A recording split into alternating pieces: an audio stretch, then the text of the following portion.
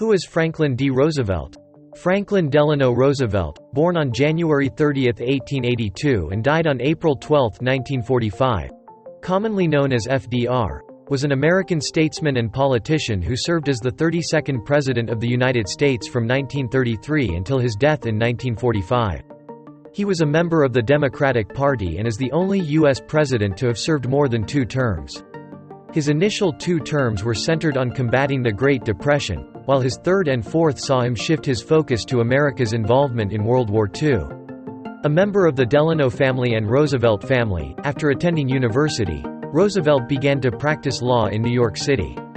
He was elected a member of the New York State Senate from 1911 to 1913 and was then the Assistant Secretary of the Navy under President Woodrow Wilson during World War I. Roosevelt was James M. Cox's running mate on the Democratic Party's ticket in the 1920 U.S. presidential election, but Cox lost to Republican nominee Warren G. Harding. In 1921, Roosevelt contracted a paralytic illness that permanently paralyzed his legs. Partly through the encouragement of his wife, Eleanor Roosevelt, he returned to public office as governor of New York from 1929 to 1933, during which he promoted programs to combat the Great Depression.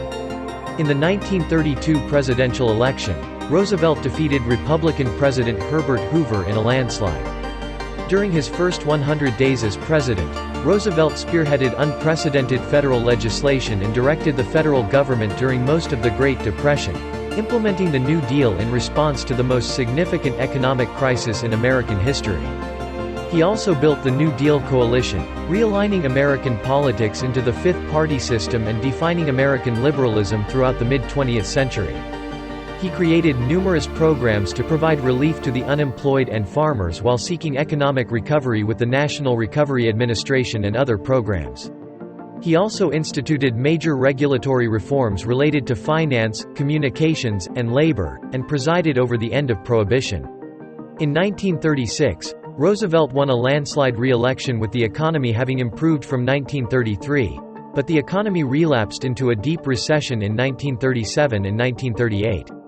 He was unable to expand the Supreme Court in 1937. The same year the Conservative Coalition was formed to block the implementation of further New Deal programs and reforms.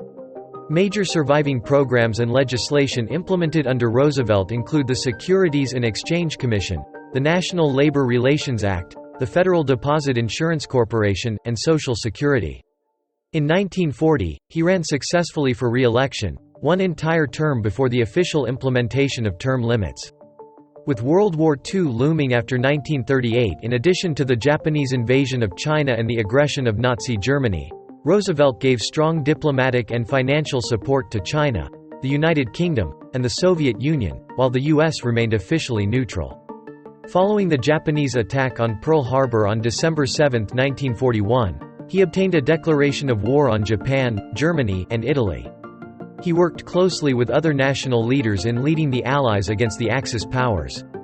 Roosevelt supervised the mobilization of the American economy to support the war effort and implemented a Europe-first strategy. He also initiated the development of the first atomic bomb and worked with the other Allied leaders to lay the groundwork for the United Nations and other post-war institutions, even coining the term, United Nations.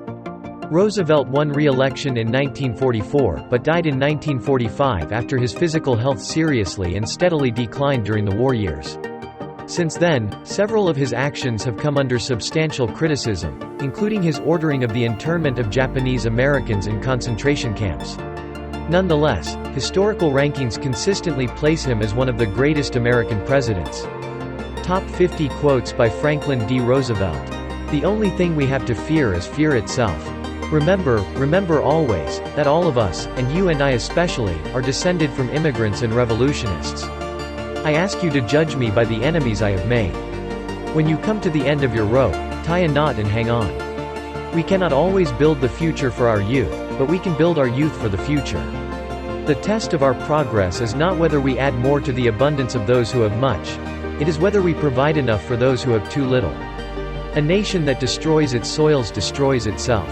Forests are the lungs of our land, purifying the air and giving fresh strength to our people."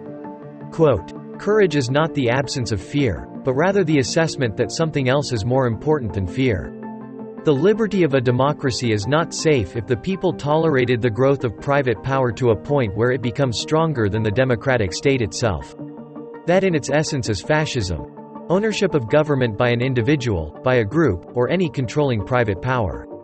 I'm not the smartest fellow in the world, but I can sure pick smart colleagues. To reach a port we must set sail. Sail, not tie at anchor. Sail, not drift. Democracy cannot succeed unless those who express their choice are prepared to choose wisely. The real safeguard of democracy, therefore, is education. Books cannot be killed by fire. People die, but books never die. No man and no force can abolish memory. In this war, we know, books are weapons. And it is a part of your dedication always to make them weapons for man's freedom. A smooth sea never made a skilled sailor. The only limit to our realization of tomorrow will be our doubts of today. Let us move forward with strong and active faith. Happiness is not in the mere possession of money. It lies in the joy of achievement, in the thrill of creative effort. Happiness lies in the joy of achievement and the thrill of creative effort. If you treat people right, they will treat you right. 90% of the time. There are many ways of going forward, but only one way of standing still. Presidents are selected, not elected. It is common sense to take a method and try it. If it fails, admit it frankly and try another. But above all, try something. Men are not prisoners of fate, but only prisoners of their own minds. Be sincere, be brief, be seated. A conservative is a man with two perfectly good legs who, however, has never learned to walk forward. We have always known that heedless self-interest was bad morals. We now know that it is bad economics. Freedom means the supremacy of human rights everywhere. Our support goes to those who struggle to gain those rights and keep them. Our strength is our unity of purpose. To that high concept there can be no end save victory. Repetition does not transform a lie into a truth. The first truth is that the liberty of a democracy is not safe if the people tolerate the growth of private power to a point where it becomes stronger than their democratic state itself. That, in its essence, is fascism. Ownership of government by an individual, by a group, or by any other controlling private power. Among us today a concentration of private power without equal in history is growing. It isn't sufficient just to want. You've got to ask yourself what you are going to do to get the things you want. In these days of difficulty, we Americans everywhere must and shall choose the path of social justice, the path of faith, the path of hope, and the path of love toward our fellow man. Human kindness has never weakened the stamina or softened the fiber of a free people. A nation does not have to be cruel to be tough. The truth is found when men and women are free to pursue it. A war of ideas can no more be won without books than a naval war can be won without ships. Books, like ships, have the toughest armor, the longest cruising range, and mount the most powerful guns. Better the occasional faults of a government that lives in a spirit of charity than the consistent omissions of a government frozen in the ice of its own indifference. Competition has been shown to be useful. Up to a certain point and no further. But cooperation, which is the thing we must strive for today, begins where competition leaves off. War is young men dying and old men talking. True individual freedom cannot exist without economic security and independence. People who are hungry and out of a job are the stuff of which dictatorship are made. Freedom. I have seen war. I have seen war on land and sea. I have seen blood running from the wounded. I have seen men coughing out their gassed lungs. I have seen the dead in the mud. I have seen cities destroyed. I have seen 200 limping, exhausted men come out of line, the survivors of a regiment of 1,000 that went forward 48 hours before. I have seen children starving. I have seen the agony of mothers and wives. I hate war. Great power involves great responsibility. I think we consider too much the luck of the early bird and not enough the bad luck of the early worm. We cannot always build a future for our youth, but we can always build our youth for the future. You are only an extra in everyone else's play. In the truest sense, freedom cannot be bestowed, it must be achieved. Those who have long enjoyed such privileges as we enjoy forget in time that men have died to win them. A radical is a man with both feet firmly planted in the air. A conservative is a man with two perfectly good legs who, however, has never learned to walk forward. A reactionary is a somnambulist walking backwards. A liberal is a man who uses his legs and his hands at the behest, at the command, of his head.